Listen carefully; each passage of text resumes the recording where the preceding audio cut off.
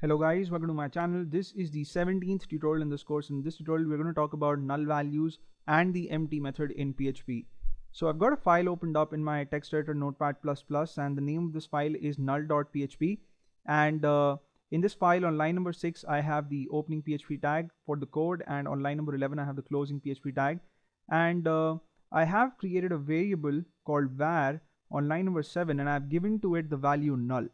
Now, a lot of people would tell you that null means 0 or null means space, but that's not true.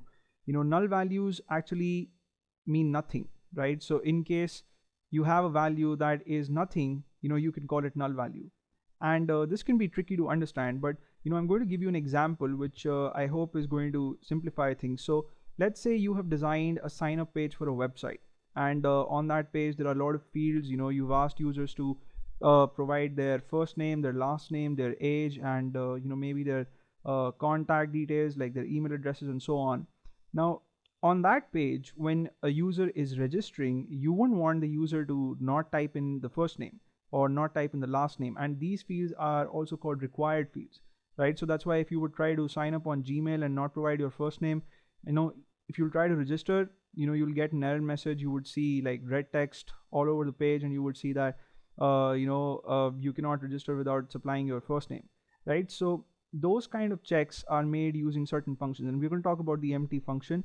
But null value in PHP is useful, and again we're going to talk about this later on in the course when we do some interesting stuff with the null data type. But if you want to create a variable and if you want to explicitly assign null value, then you could simply type in the text null, and that's null. So the way we created boolean variables by typing true and false as boolean values, and assign those values to variables, you can also assign null value to a variable by simply typing null, right? And if you would echo out the value of a null variable, then since null values are nothing, you're going to see nothing, right? And we're going to check out the output of this file in a minute. But there is a function that you can use to confirm whether the value in a variable is null or not, and the name of that function is null, and that's is_null. And the way you check is by passing in the name of the variable within parentheses as an argument to the function, right? And then there is another method that we're going to talk about, and this one's called empty.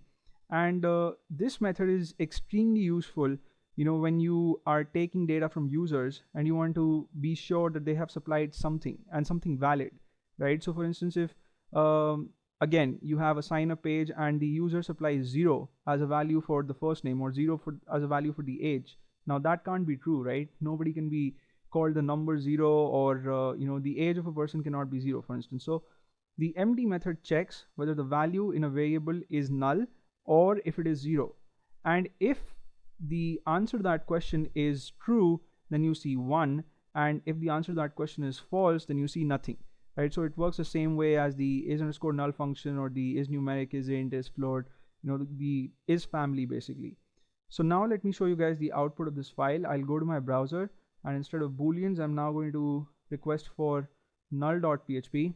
When I press the enter key, I see that I don't get anything in the first line of the output, and that's because I had an echo statement that I used to display the value that's there in the variable var, and since var has null value, I don't see anything. The reason why I see the next line, the output of the next statement on a fresh line in the output, is because I have also echoed out a break tag here, right?